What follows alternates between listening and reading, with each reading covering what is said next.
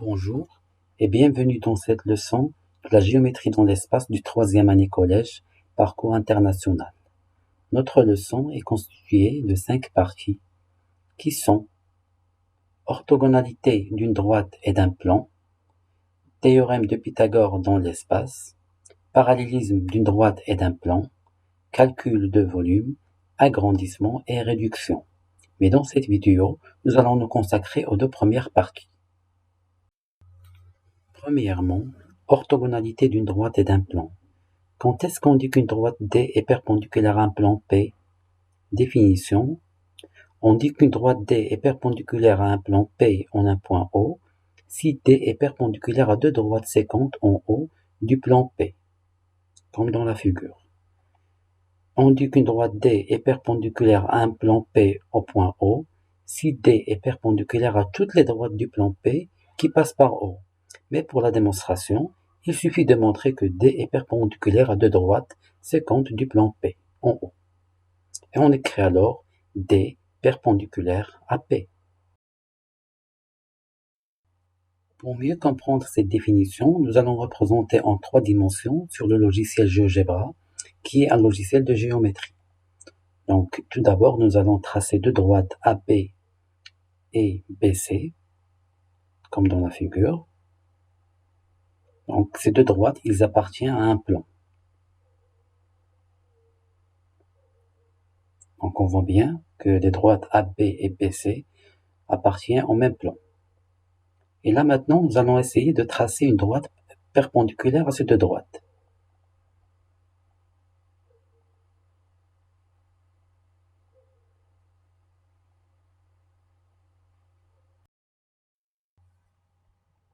Donc, voilà, j'ai tracé ma droite maintenant.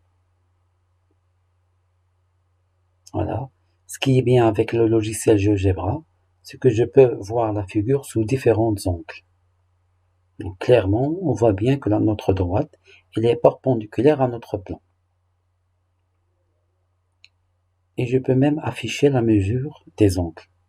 Donc, tout d'abord, je vais commencer par afficher la mesure entre la droite perpendiculaire et la droite AB pour vérifier bien qu'elle est de 90 degrés.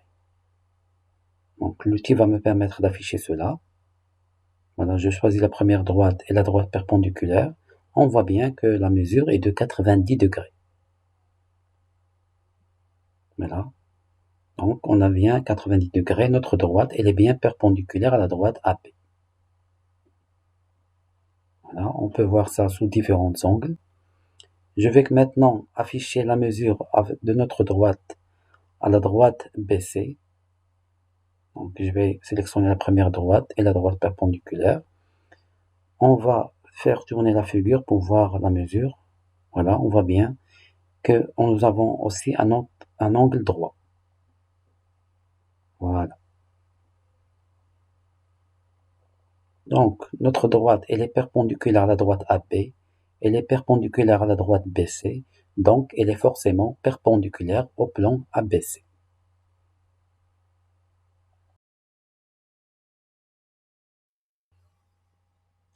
Mais pourquoi deux droites? Pourquoi pas une? C'est ce que nous allons voir dans cet exemple. Dans cet exemple, nous avons 4 points, les points A, B, C et E. Donc les points A, B, C sont les points du plan. Donc nous avons le plan ABC et nous avons un point E à l'extérieur. Tout d'abord, je vais commencer par tracer la droite AB.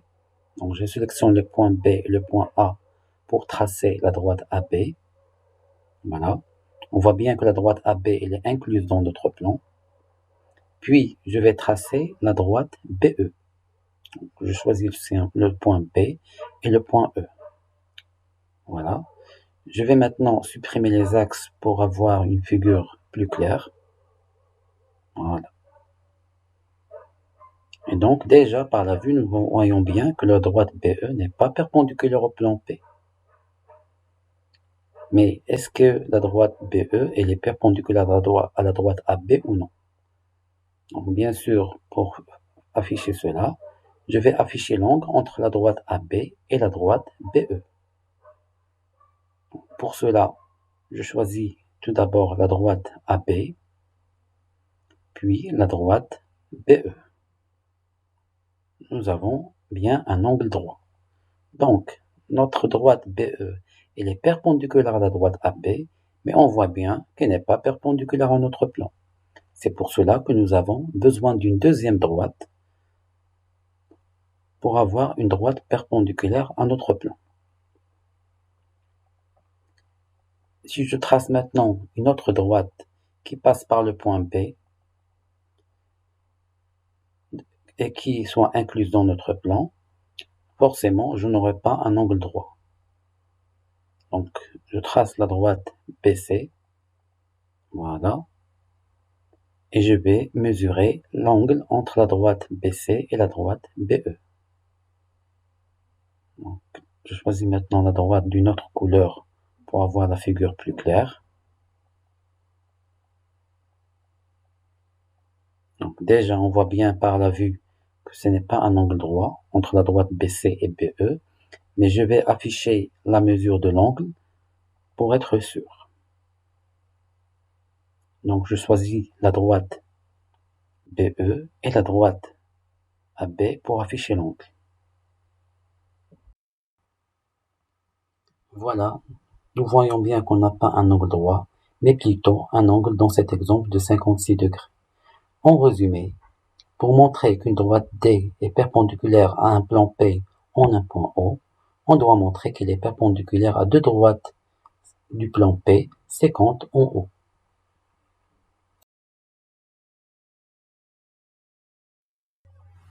Là maintenant, nous allons voir une deuxième propriété. Donc, je vais tracer une droite perpendiculaire à un plan avec le logiciel GeoGebra et je vais prendre des points différents. Donc, j'ai les points A, B, C et E. Notre droite, elle est perpendiculaire au plan P au point A dans cet exemple. Donc, je vais commencer par tracer la droite AE, donc, qui est bien une droite incluse dans notre plan. Donc, forcément, elle doit être perpendiculaire à notre droite. Donc, on voit bien qu'on a un angle droit. Voilà. Là, maintenant, je vais tracer la deuxième droite, donc, qui est la droite AB. Et je vais encore mesurer l'angle. Donc, forcément, on doit avoir un angle droit. Donc, je vais afficher l'angle. Et voilà, comme vous voyez, nous avons bien un angle droit. Mais maintenant, est-ce que notre droite sera perpendiculaire à la droite AE? Donc, pour cela, je trace notre droite AE. Donc, je sélectionne le point E, puis le point A. Voilà, la droite AE, bien sûr, elle est incluse dans notre plan. Je vais afficher maintenant l'angle. Donc, je sélectionne notre droite, puis la droite AE. Et là aussi, on voit bien que nous avons un angle droit. Donc, si nous avons une droite D perpendiculaire à un plan P en un point O ou bien un point A, elle sera perpendiculaire à toutes les droites incluses dans le plan P et passante par le point A. Voilà, donc à chaque fois nous avons un angle droit. Même si je trace une infinité de droites incluses dans le plan P et passantes par A, elles seront perpendiculaires à notre droite.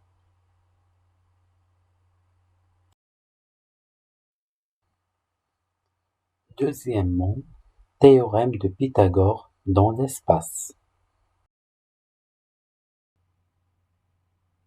Pour utiliser le théorème de Pythagore dans l'espace, comme on a vu au premier semestre, le théorème de Pythagore, nous avons besoin d'un triangle rectangle. Et donc, nous avons besoin de trouver des angles droits. Donc, on peut utiliser les propriétés précédentes. Dans cet exemple, je vais choisir un cube. Donc, tout d'abord, je vais tracer un cube de longueur 4 cm. Voilà. Je vais supprimer les axes, le plan et la grille pour avoir une vue plus claire. Donc là, j'ai bien mon cube A, B, C, D, E, F, G, H de longueur 4 cm. Donc tous les côtés ont 4 cm. Et tous les faces sont des carrés de même longueur. Voilà. Donc, après cela, je vais maintenant tracer le segment AC. Donc, je sélectionne le point A, le point C pour tracer le segment AC. Ensuite, je vais tracer le segment EC. Le but de cet exercice, c'est de trouver la longueur du segment EC en utilisant les propriétés précédentes et le théorème de Pythagore.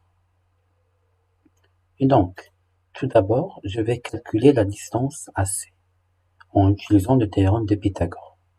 Nous avons ABCD 1 carré, donc B, c'est un angle droit. Nous avons ici un angle droit. Donc, je vais juste tourner la figure pour avoir cela. Voilà. Nous avons le carré ABCD. Donc, nous avons bien ici un angle droit. Et par suite, ABC est un triangle rectangle. Et si on a un triangle rectangle, on peut utiliser le théorème de Pythagore. Donc, pour calculer la longueur AC.